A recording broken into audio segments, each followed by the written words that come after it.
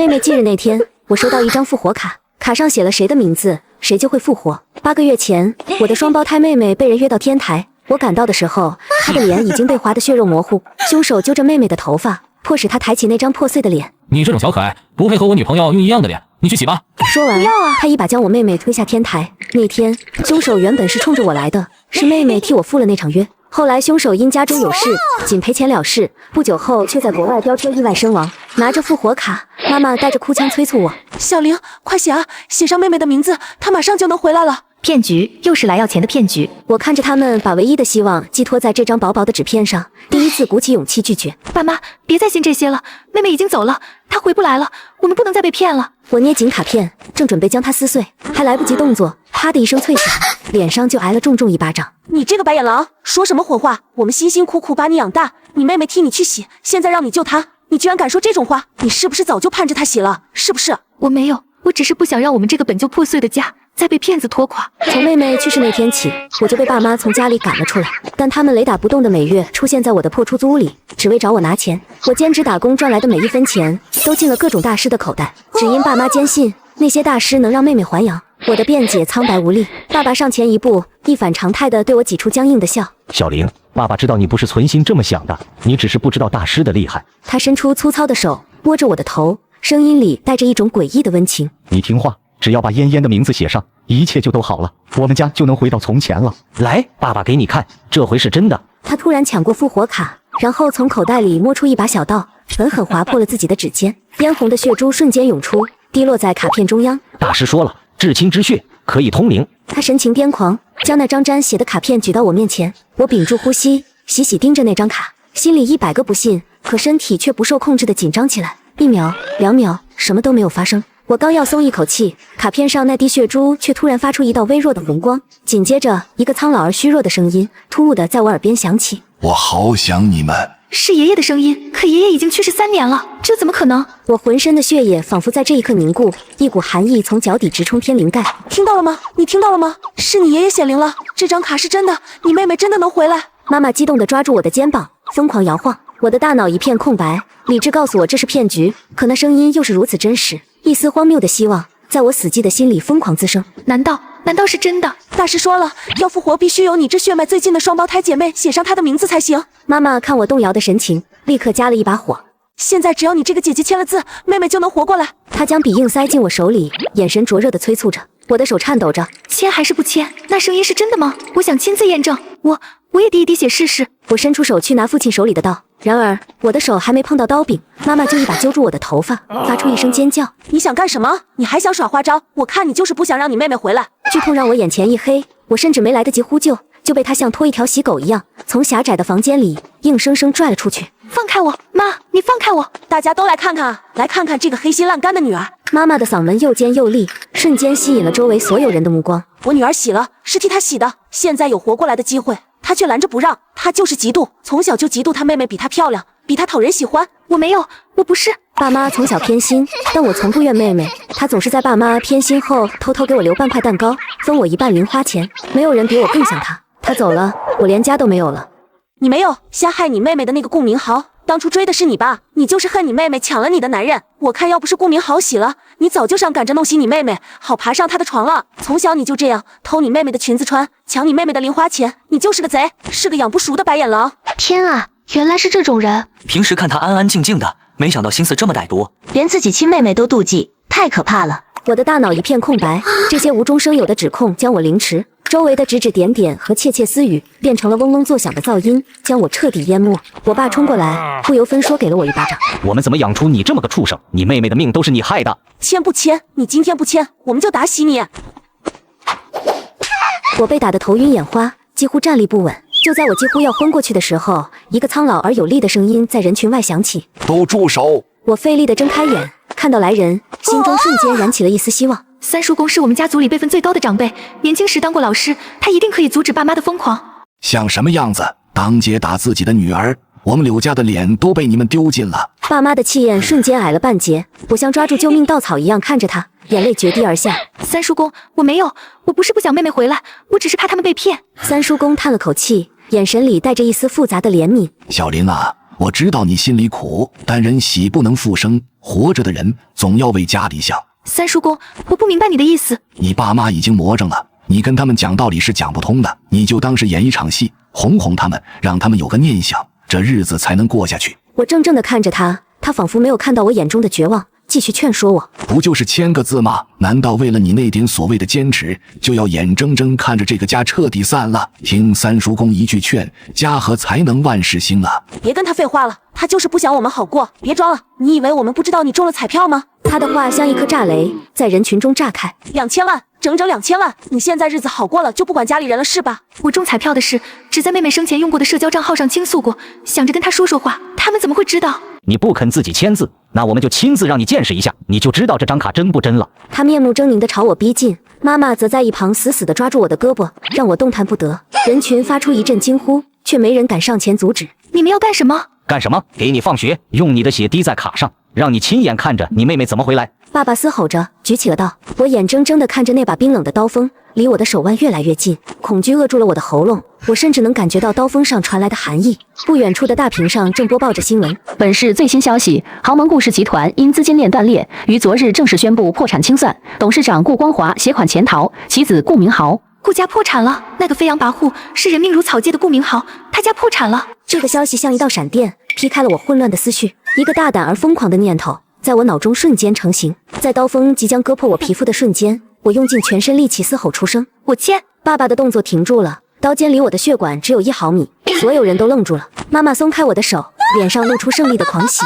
早这样不就好了？快写你妹妹的名字。我接过卡片，落笔，一笔一画，写得清晰而用力。好了。你为什么要填顾明豪的名字？刚刚还充满希望的眼睛，此刻布满了血丝和极致的愤怒。亲戚和邻居们脸上满是震惊与茫然。顾明豪，那个杀人凶手。写这个不相干的人的名字干什么？爸爸猛地从妈妈手里抢过那张卡片，看到上面的名字，他那张因愤怒而涨红的脸瞬间褪尽血色，变得惨白。刚才那副要为女儿讨回公道、不惜拼命的疯癫模样消失得无影无踪。我看着他们的表情，心中最后一点侥幸也彻底湮灭。怎么了？我可是复活了杀害妹妹的仇人，你们不打我了，不骂我了？爸妈猛地从震惊中回过神来，重新开始指责我。你为什么要签顾明豪的名字？你到底想干什么？他们没有了半分悲伤，只有计划被打乱的暴躁。我试探着缓缓开口：我签妹夫的名字，不对吗？你胡说八道什么？我胡说？看来你们比我更清楚这张卡到底是怎么回事。把它给我。柳如灵，你别给脸不要脸！你今天做的这件好事，我们记下了。大家都听着，我这个女儿疯了，她不用复活卡救她妹妹，反而把杀人凶手顾明豪给复活了。我看她早就跟那个顾明豪有一腿了，这是盼着自己的男人活过来，上门来找她呢。你们都等着瞧吧，等顾明豪真的活过来了，第一个就要上门来弄死她这个小可爱。爸妈不再停留，在众人的指指点点中，转身迅速离开了现场。真没想到他是这样的人。那卡片邪门，他爸妈更邪门，摊上这样的爹妈，也是倒了8辈子霉。但是这姑娘为了个男人，连亲妹妹都不救，还复活仇人，疯了吧？爸妈抛下的那些谣言，像瘟疫一样在我生活的小圈子里迅速蔓延。我成了人人避之不及的疯女人，是与杀害妹妹的凶手有染的小可爱。房东以影响不好为由，勒令我立刻搬走。小柳啊，不是我要赶你，今天闹成这样，其他住户意见很大，你先找个地方安顿一下吧。我看你爸妈那样子，怕是不会罢休。我没有争辩，拖着行李离开了那个充满了压抑回忆的地方，用中彩票的钱住进了一家高级酒店式公寓，然后立刻联系了一位在业界以手腕强硬著称的律师，并将所有事情和盘托出。另外，我还需要你帮我联系一位可靠的私家侦探。调查方向是：第一，查清顾明豪的喜讯是否属实，如果他没喜，他现在在哪里？第二，彻底调查我爸妈近半年来的所有银行流水和通讯记录。等待消息的日子是煎熬的。就在我快要被焦虑吞噬时，一个陌生的境外号码打了进来。我深吸一口气，按下了接听键，并同时开启了录音。电话那头传来那个我毕生难忘的声音：柳如灵，是你把我从地狱里拉回来的吗？果然是顾明豪，他根本就没洗。这个认知像一道冰冷的闪电击中了我，但这一次我没有惊慌。听你的语气，似乎活得还不错。托你的福，当然不错。你把我复活了，我是不是该好好谢谢你？这样吧，看在你这么想念我的份上，把你那2000万准备好，1分都不能少。不然，他故意拖长了音调，声音变得阴狠起来。不然我就去找咱爸咱妈，好好孝敬他们。他们可是把所有事都告诉我了，包括住哪、长什么样。你说我要是半夜去敲他们的门，他们会不会吓得当场心肌梗死？你想要钱，为什么不直接找我？绑架我爸妈，威胁我，算什么本事？你以为我傻吗？直接找你，那是敲诈勒索。柳如灵，搞清楚，是你哭着求我回来的，这钱是你这个舔狗主动献给我的。现在我想看看你的忠心，咱爸咱妈年纪大了，万一因为你这只狗不听话，出了什么意外，后果你清楚。3天，要么把钱献上来，要么给他们收尸。顾明豪的电话像一纸战书，彻底拉开了这场战争的序幕。我立刻将完整的通话录音发给了律师。律师听完后，语气也变得前所未有的凝重。这已经从民事诈骗升级为带有黑社会性质的恶性敲诈勒索案件。正如顾明豪所预告的，第2天一早，我妈的电话就打了过来。小玲，救命！救救妈！那个下千刀的顾明豪真的活过来了，他找上门了。他说你把他复活了，所有的账都要算在我们头上。他要我们拿出2000万，不然就要了我和你爸的命。他现在就在我们家门口砸门啊！小玲，妈知道错了，我们不该逼你，可你不能见死不救啊！我们是你亲爸亲妈啊！我沉默着，听着他在电话那头声嘶力竭的表演。如果不是提前知道了真相，恐怕我真的会信以为真，再一次被他们用亲情绑架。他在哪里？他让我们去城西的废弃工厂，一手交钱，一手放人。小玲，你快带钱来，不然我们就真的没命了。挂掉电话，我心中最后一丝犹豫也彻底消散。你们一个扮演穷凶极恶的绑匪，2个扮演走投无路的受害父母，而我是那个唯一能够拯救你们的救世主。就在这时，私家侦探打来电话，说的内容让我不寒而栗。柳小姐，事情比我们预想的更复杂。顾明豪的意外身亡是伪造的，是为了逃避他父亲破产后的巨额债务。我们查到他死前1周曾与你父亲有过多次见面。秘密会面，在那个时候，我父亲和害死我妹妹的凶手多次见面。是的，我们还查到了那个大师的底细，他是一个专业的诈骗惯犯，尤其擅长制作一种特殊的阴阳合同。阴阳合同跟那张卡有关？对，所谓的复活卡是一种经过特殊处理的无碳复写纸，表面是普通的烫金纸，底下却藏着涂有显色剂的复写层。当你在最上层签名时，压力会使下层纸张显现出完全相同的签名，这本质上是一份经过伪装的法律文件。所以他们当时逼我签妹妹的名字，根本不是想复活她，而是想让我在不知情的情况下签下一份文件。没错，根据我们推断，那很可能是一份债务转移协议或具有类似法律效力的文书。你签下柳如烟的名字，就等于自愿承担了某些东西。这就是为什么你签下顾明豪的名字时，他们会那样惊慌失措的原因，因为你的意外之举彻底毁了他们的计划。可是妹妹死后，我因为思念她，悄悄把自己的名字改成了她的名字。这件事，我只在妹妹生前用过的账号里发过，当作是对她说话。他们怎么可能知道我要签的就是我现在的法律姓名？这就是问题的关键，柳小姐，他们不仅知道，而且很可能早就掌握了那个账号。这意味着他们对你的监控和算计比你想象的更早、更深入。现在计划失败，他们立刻转换策略，自导自演了这出绑架戏码。好的，我知道了。我将所有证据全部整理好，发给律师，并由律师提交给了帽子叔叔。第2天，我拖着沉重的行李箱到达废弃工厂。我妈第一个冲了上来，一把抓住我的胳膊，像是抓住了救命稻草。小玲，你总算来了，钱呢？钱带来了吗？我爸则护在她身前，警惕地看着我身后。没人跟着你来吧？你们演得这么逼真，这么投入，几乎让我再次动摇。如果不是手里握着铁一般的证据，我或许真的会再次沦陷。别演了，爸妈，姐姐她可比你们想的要聪明多了。我的血液在这一刻彻底凝固，浑身的力气仿佛被瞬间抽空。这个声音，我以为此生再也听不到的声音。我僵硬地看向声音传来的方向。我那去世8个月的双胞胎妹妹柳如烟，画着精致的妆容缓缓走出来。我心中那个不敢触碰的、最恶毒的猜测，就这样以最残忍的方式成为了现实。为什么？为什么？我的好姐姐，你还真以为我会为了你这种人去死啊？你太天真了。柳如灵，你天真的可笑。我只是不想再过那种穷酸日子，不想再管那2个没用的老东西，所以跟明豪一起出国散散心而已。那个从天台跳下去的，不过是一个花钱买来的人体模型罢了。至于脸上的血，现在的化妆技术，你根本想象不到。爸妈，你们也知道。我妈的眼神躲闪，不敢看我。我爸则梗着脖子，破罐子破摔地吼道：知道又怎么样？你妹妹在外面过得那么苦，你中了彩票，有那么多钱，拿出来给你妹妹花一点，不是天经地义的吗？天经地义？我觉得5脏6腑都被一只无形的手攥住，疼得快要窒息。没错，要不是你运气好中了彩票，我们还懒得回来找你。本来一切都很顺利，让你签了那份债务合同，你那2000万就都是我的了。我改名字的事，我盯着他，问出了最后一个问题。他满不在乎地耸耸肩。哦，那个呀，我偶尔上去看看，不行吗？看到你真的蠢到去改名字，还中了彩票，我当时都快笑死了。柳如灵，你天生就是给我垫背的命，以前是，现在是，以后也是。他的话像最后的判决书，将我心中残存的最后一丝亲情彻底凌迟除洗。就在这时，一直躲在暗处的顾明豪走了出来，他不耐烦地打断了我们。废话少说，钱呢？看着眼前4个我最亲近的人，我笑了，笑得眼泪汹涌而出。钱？我缓缓打开行李箱，露出了里面堆积如山的冥币。你们的钱在这儿，等着去下面花吧。话音刚落，无数道刺眼的强光手电射了进来，全副武装的叔叔从4面8方涌入。不许动！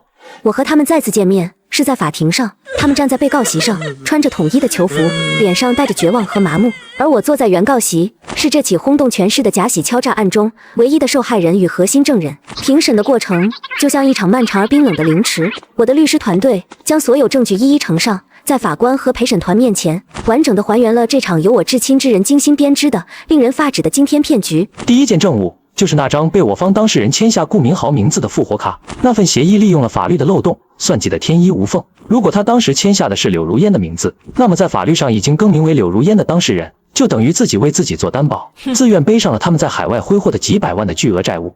这份合同的设计之精巧，用心之恶毒，让旁听席上响起了阵阵倒吸冷气的声音。紧接着是私家侦探提供的关于柳如烟和顾明豪在境外赌场一掷千金，最终欠下高利贷的详细证据。一张张消费记录，一段段监控录像，清晰地勾勒出他们奢靡又堕落的生活，也彻底粉碎了他们口中那套被逼无奈的谎言。最令人触目惊心的是叔叔提供的关于那场天台自杀的真相。那根本不是一场冲动的悲剧，而是一场反复排练的戏剧。他们买通了楼顶的管理员，提前布置了安全气垫和拍摄角度。顾明豪对我说的每一句恶毒的话，都是为了加深我的内疚感而设计的台词。我爸妈作为从犯，参与了整个骗局的设计与执行。他们在我面前的每一次哭诉，每一次打骂，每一次以复活妹妹为由向我要钱，都被我的录音和转账记录一一证实。他们在我被赶出家门，身无分文，每天打2份工，只睡5小时的时候，却拿着我的血汗钱给远在国外的柳如烟转账，供他挥霍。在法庭上，面对铁一般的证据，他们终于不再伪装。你真是个白眼狼，是个扫把星，是你毁了我们一家。我做了什么孽，养了你这么个不孝女，亲手把自己的妹妹和父母送进监狱？我从不觉得我做错了什么，错的是你，柳如灵，你为什么要去中那2000万？如果你不中奖，我们还好好的。是你用你的好运毁了我们所有人，我恨你，我永远都会恨你。他的这番话让整个法庭都陷入了长久的沉默，连他的辩护律师都羞愧地低下了头。最终审判结果下来，主犯柳如烟与顾明豪因诈骗罪、敲诈勒索罪数罪并罚，判处有期徒刑15年，并处罚金。柳志强和王美娟作为从犯，因诈骗罪和敲诈勒索罪判处有期徒刑3年，缓刑4年。法锤落下，尘埃落定。我看着他们被法警带走，内心没有一丝波澜，既无快意，也无悲伤。那个提供复活卡道具的大师也被另案处理，锒铛入狱。走出法院，我做的第一件事就是走进不远处的户籍管理中心，提交了申请，将我的名字从柳如烟改回柳如灵。从今天起，我只是柳如灵。